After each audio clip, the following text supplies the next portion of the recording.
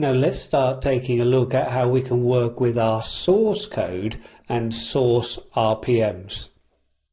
Now you can see then I'm back on my server 1 console. If we use pwd, we can see then that I'm in the etc/yum.repos.d directory. When I run a listing in this directory, you can see that I've moved back in the CentOS sources repo. This was originally here, but then I moved it out from this directory whilst we're working with our own local repository.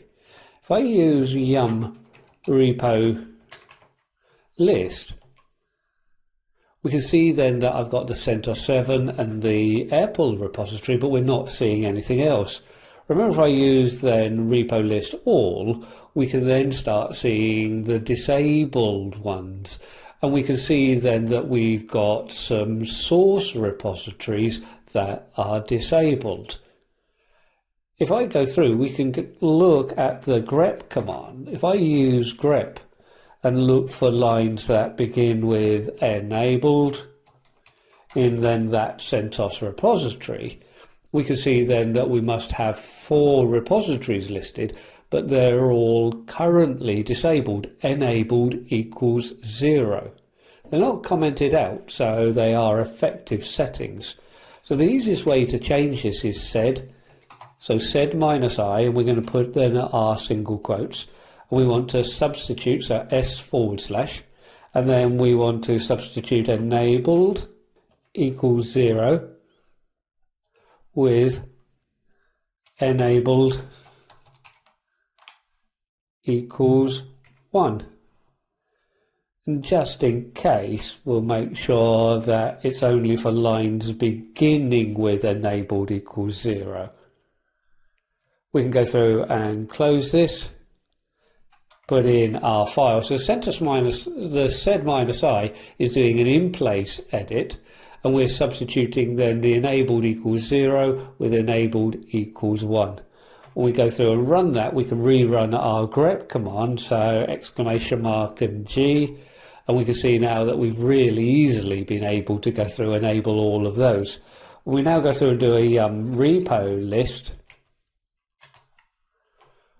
we can see now that we have, without doing the all, we can see all of those source repositories. Now, we don't work in exactly the same way with source RPMs, but source RPMs then have the source code. So we never really install the software as such, we just get the source code.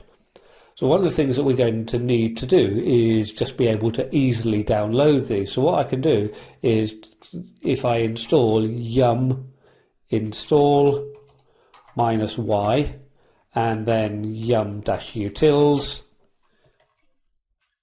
so this is going to put a program on that I can use the yum downloader. Let's move into my home directory.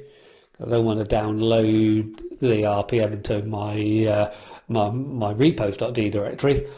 So now we have our yum downloader. Let's go through and yum downloader. And it's going to download to the current directory. So we put --source, so we target the source RPMs.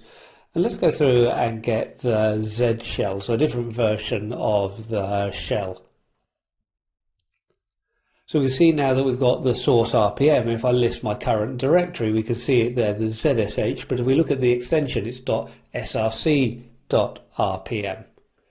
Now I know to be able to work with this, it's going to want an extra development file, so I'm going to go through and do a yum install, and then ncurses -devel for development. It would tell you this anyway if you go through and you don't have it. It will say that you need to add this package. So we can go through and say yes to this. So that's going to give us certain library files that we're going to need when we look at working with this. Now that we've got the RPM, we can go through and do an RPM -i for install, and we can go ahead and install the Z shell RPM. I was looking for a mock build user to create the structure for, but it's using then our current account, and that will create then an RPM build directory, and we can find our source code within the sources directory. When we look at it, we can see though that it's a BZ2 file, so it's tar.bz2. We're going to need to extract that. The rest of the files are really patches if you've got existing source code. So I'm going to go through and take a look at this. So we expand it with tar-x, J as it's a BZ2 file, and then F, and then we can go through and put RZ shell.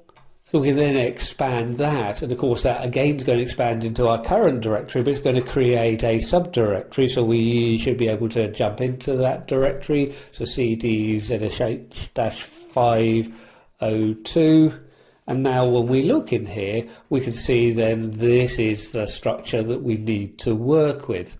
Within here there's a configure script. The configure script is going to create for us a make file. So let's go through and run this. So it's going to check our environment and set everything up that we need. And this is where it would come through and say if we don't have the correct library files, and that's where I've already installed then the ncursors-devel package to make sure that we've got the correct library files that we need. Now once that has run through, we're pretty much ready to move on. But if we needed to, we could go through and change any of our options. We could go through and even go through and edit the C code because it's all here for us.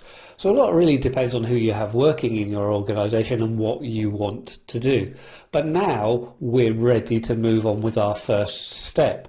And now when we look in this directory, the system has created for us the make file.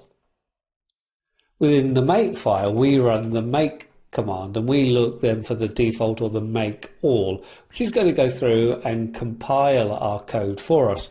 But rather than us having to run the GCC, it will run from the make file. So we can see the GCC compiling our C code. And again, I can leave this running for a short while. So that will have compiled all of my code, but they won't be in the correct locations at the moment. If I try running the shell at the moment, we see we don't have the Z shell installed either through the normal package or through our own source code that we've just compiled. So what we need to do now is go through and run make install. And again, I'll leave this cooking for a little while.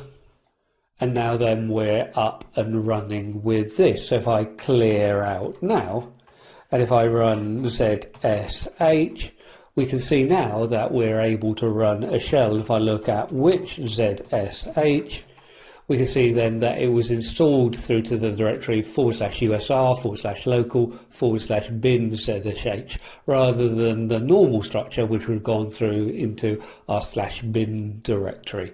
And again, exit will take me out of this shell. So we've seen then that we can go through and install source RPMs. Once we've got our source RPMs, we can modify the source code if necessary, and then we go through and configure and make. But hopefully we understand a little bit more now about working with our source RPMs. When we come back, we're going to be looking at managing our services. Just looking at when we install a service, the system isn't going to start us for us. So we're going to make sure that we know how we can get our services started and enabled.